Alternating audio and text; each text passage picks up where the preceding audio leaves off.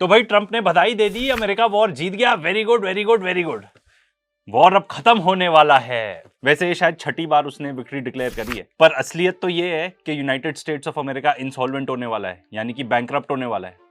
उन्होंने खुले खुले आके ये बात नहीं बताई, तो फॉर्चून के स्पीच में ये बताया जा रहा है कि जो फाइनेंशियल स्टेटमेंट्स है यूनाइटेड स्टेट्स ऑफ अमेरिका की, वो बता रहे हैं कि उनके जो टोटल एसेट है वो है 6 ट्रिलियन और जो उनकी टोटल लायबिलिटी है वो है ऑलमोस्ट 48 ट्रिलियन। एंड एक्चुअली कुछ इन्होंने लायबिलिटीज उसमें थ्रू अकाउंट ट्रिकरी ऐसा लगता है ऐड नहीं की हुई है। अब अगर इसमें थोड़ा और डीपर घुसेंगे तो ये बताया जा रहा है कि जो एक्चुअली टोटल लायबिलिटी है यूनाइटेड स्टेट्स ऑफ अमेरिका की वो है 136.2 ट्रिलियन डॉलर्स। बाप रे, इतने बड़े नंबर्स हैं कि इसको इमेजिन भी नहीं कर सकते, पर आप ये इससे अंदाजा लगा लो कि ये यूनाइटेड स्टेट्स के जीडीपी का 5 गुना है। इनकी जो लायबिलिटी है इनके जीडीपी की 5 गुना है। तो यहाँ पे बताया जा रहा है कि ये देश ने टोटल कंट्रोल खो दिए अपने नेशन के फाइनेंसेस के, and America is facing a fiscal catastrophe. अगर हम कुछ जानते हैं तो इस वॉर में और ज्यादा पैसे खर्च होने वाले हैं, तो ये अपना एक्सेलरेट ही कर रहे हैं, मतलब और जल्दी यूनाइटेड स्टेट्स ऑफ अमेरिका का फाइनेंशियल डिमाइज होने वाला है। ट्रम्प कह रहा है कि we are talking to the right people. अब राइट पीपल कौन है? जो उनके फॉरेन मिनिस्टर हैं वो कह रहे हैं हमसे तो बात हुई नहीं, ठीक है। जो उनके स्पीकर ऑफ पार्लियामेंट है, आप उनसे बात करने की कोशिश कर रहे हो, but he is also not interested कि आपसे बात करने में, ठीक है। आप किसी तरह कोशिश कर रहे हैं कि उनके बीच में डिवाइड पैदा हो जाए। Who are the right people? News आई है, ये रॉयटर्स रिपोर्ट कर रहा है कि एक 15 पॉइंट प्लान दिया है अमेरिका ने ईरान को। माइंड यू, ईरान ने कोई अप्रोच नहीं किया है यूनाइटेड स्टेट्स ऑफ अमेरिका को सीज फायर के लिए, तो भाई अमेरिका को ही ज्यादा जल्दी क्यों हो रही है?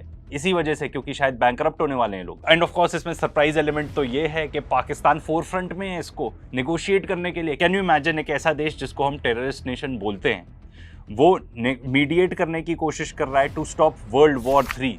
अब साथ साथ ये भी रिपोर्ट है कि ईरान कह रहा है कि वो जो जायनिस्ट है ना, अपना जैरेड कुशनर और स्टीव विटकॉफ बिल्डर, उनसे हम बात नहीं करेंगे, ठीक है। वो हमको 2 बार ऑलरेडी धोखा दे चुके हैं, अब तो वाइस प्रेसिडेंट से बात करेंगे हम सीधा। तो ट्रंप ने ही बोला है कि जो इनका वाइस प्रेसिडेंट है जेडी वैंस एंड उनका सेक्रेटरी ऑफ स्टेट यानी कि फॉरेन मिनिस्टर मार्को रूबियो, वो लोग लीड करेंगे नेगोशिएशंस विद ईरान। अब देखो, ये बात तो सबके दिमाग में है ही है कि यूनाइटेड स्टेट्स ऑफ अमेरिका कितना सीरियस है ये वॉर ख़त्म करने के लिए। पर एक अगर रिस्पाइट हम इस फैक्ट में ले सकते हैं कि भाई जेडी वैंस जो है उसका तो पॉलिटिकल करियर तबाह है।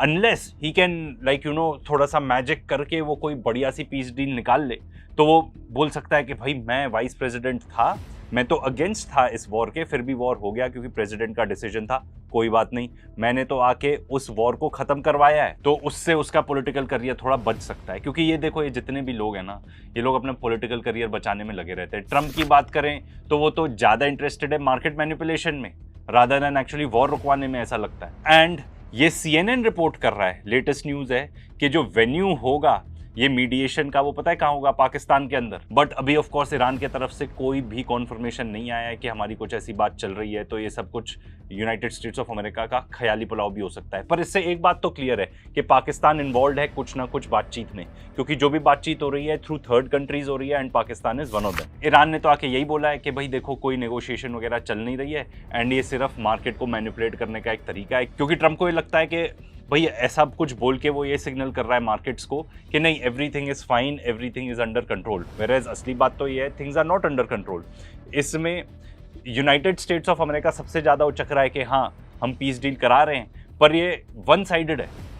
इसमें एक तो इसराइल इन्वॉल्व नहीं है, ठीक है, एटलीस्ट ऑन फेस जो लगता है इसराइल इन्वॉल्व नहीं है। जब तक वो नहीं बोलेंगे कि भाई हमारी तो हालत ख़राब है, करा दो यार, वॉर ख़त्म करवा दो, तब तक ये वॉर ख़त्म नहीं होगा। एंड ईरान जो कि इसमें मेन पार्टी रहेगी, उसके तरफ से तो कोई कॉन्फर्मेशन ही नहीं है कि कुछ बातचीत चल रही है। तो डेस्परेशन है अमेरिका की बहुत ये वॉर को ख़त्म करने के लिए। उनकी हालत डे बाय डे और ज़्यादा खस्ती हो जा रही है।